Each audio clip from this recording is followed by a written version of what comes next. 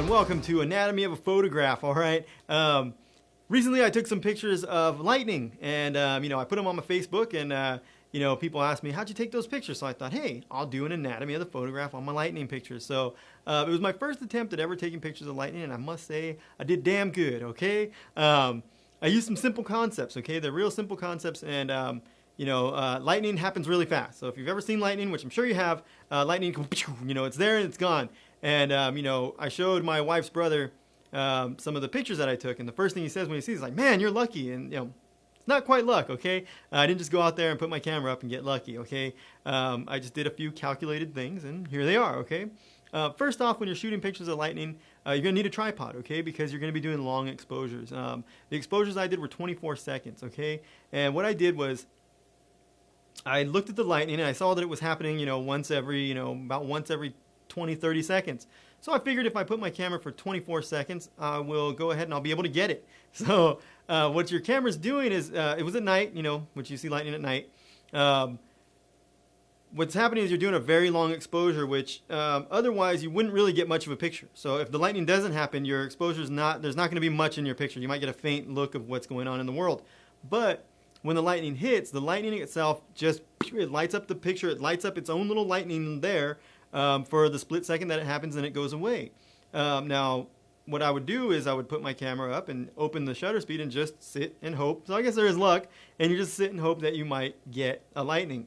Now, I did, probably a good 40, 50 pictures, and I got 4 pieces of lightning. So I got 4 shots that I got lightning in it, and they worked out really good, One thing that I would do is, if I was you, one thing that I would do just to avoid getting camera shake, when you press the button, if there does happen to be light around and stuff like that, you don't want to get camera shake. So one thing that I suggest doing is using your mirror lockup mode. Now you're going to find that in your custom functions. Look through your custom functions and find where it says mirror lockup and go to enable. And what happens then is when you press your shutter, it sounds like the camera takes a picture, okay?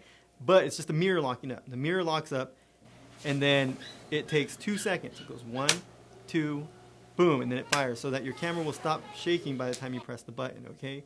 So basically, you take a long exposure, and, I believe my settings were, I think I was shooting at, I'm not positive, but I was shooting at like 5, 6, maybe, I was shooting at, maybe an f8 or something, just so I could have a decent depth of field, and then I was shooting at, 24 seconds, 30 seconds, and I varied between those settings, like 5, 6 to 11, and then 24 seconds to 30 seconds, maybe 15 seconds. And what I would do is once the lightning hit, I knew I got the lightning. And I didn't want any other light to be disturbing the picture. And, even though there's stars up, the stars move and you get these little trails of stars. And I didn't want that. So what I would do is as soon as the lightning hit, I would just cover up the lens with my hand so no light gets through the lens. And even when I pressed the picture, once it started, I would cover it up. If I didn't think lightning was coming, then I'd move it and hope that I didn't miss the lightning by having my hand over it. So that I'm only exposing, the camera's exposing for 30 seconds, but I'm not letting any light in for some of those seconds.